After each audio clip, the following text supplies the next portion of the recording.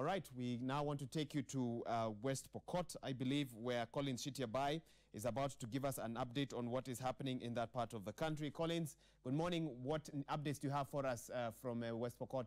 You cover both West Pokot and Trans Nzoia. Well, Waiga, I'm in West Pokot County, particularly in Sigor sub-county.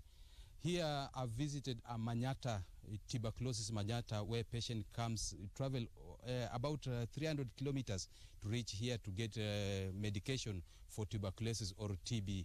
And patients here says that they have a lot of challenges getting this treatment.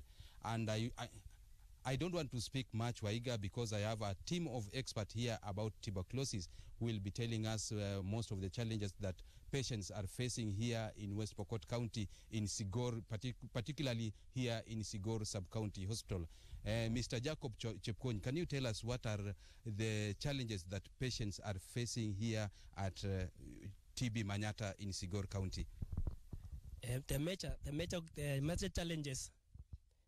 challenges we are facing it at Sigor at distance. These people are coming from far, and right now when they come here to be accommodated in this Manyata, they go stay here for 2 months for intensive care. After that, we test them and then they go and take their drugs at home.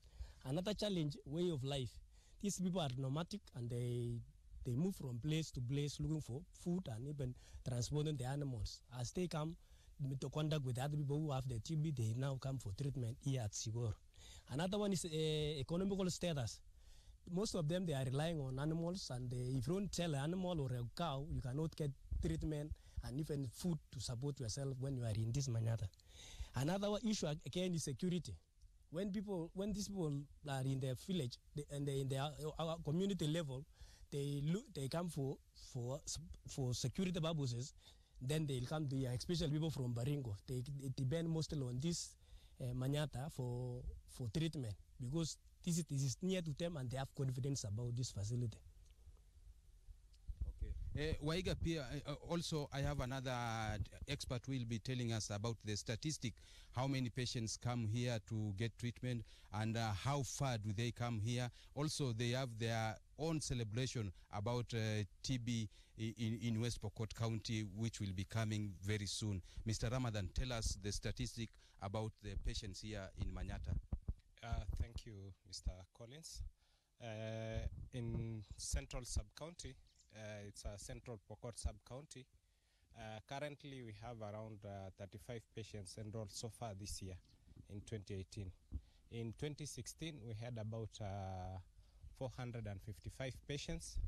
In 2017, we had about 440 patients. We also have a few number of the MDR cases that we are managing here in the sub-county. In 2017, we diagnosed about 5 of them.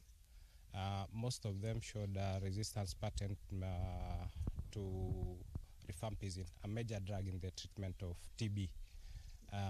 We don't have the extreme drug resistant cases. Most of them are just the normal MDR cases. Our treatment success rate here in the Central Pokot Sub-County is around 85%, meaning that most of the patients that we put on treatment complete their treatment. However, we still face some challenges like we have those patients who default on treatment after some time, and we also have patients who die while on treatment. Our death rate is around 6%, which is within the normal accepted standards, but we'd like to bring it down.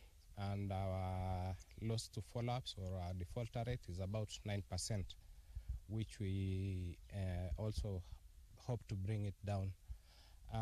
What contributes mostly to them defaulting on treatment is, like my colleague has alluded to, the distances. We have patients coming from as far as Baringo seeking treatment here. We keep them in this Manyata, most of them for the intensive phase, and when they go back, the distances become a great challenge. Some of them have to pay up to 3,000 shillings to access treatment at this facility, coming all the way from Baringo. And the most of the means they're using is boda. So it becomes a great challenge, and considering that they have to pick their refills every 2 weeks, I think that's one of the major contributing factors as to why we are having such a high number of lost to follow-ups. Tell us about the celebration which will be coming soon. The world will be marking the World TB Day on March 24th, and here in Central Sub-County we have earmarked some activities that we'd like to do to commemorate that activity. One of them is that we'd like to do a community screening. We'll be going to our major trading center in Sigor. We'll screen all the people who are coming to the market for the symptoms of TB. We'll be going to schools. We'll raise awareness about TB. We'll also would like to increase our contact screening. That means that to those patients who have been diagnosed with TB, we'd like to visit their homes. We'd like to also visit their homes, seek those who have symptoms for TB, and put them on treatment. Our major celebration for the Pokot County will be done at Cheptuya Market on March 24th. Maybe, Waiga, I can tell you most of the patients here have a lot of challenges, and it is upon the government and other non-governmental organizations to come up and assist these patients get treatment easily, because most of them travel from apart from 300 kilometers to reach here so that to get medication. I think, Waiga, I also need medication. From here, back to your studio, Waiga. Well, we're laughing, but it might be serious. Please go and get that checked out, whatever is causing you to cough like that. Thank you so much. Collins Sitiabai from West Pokot County.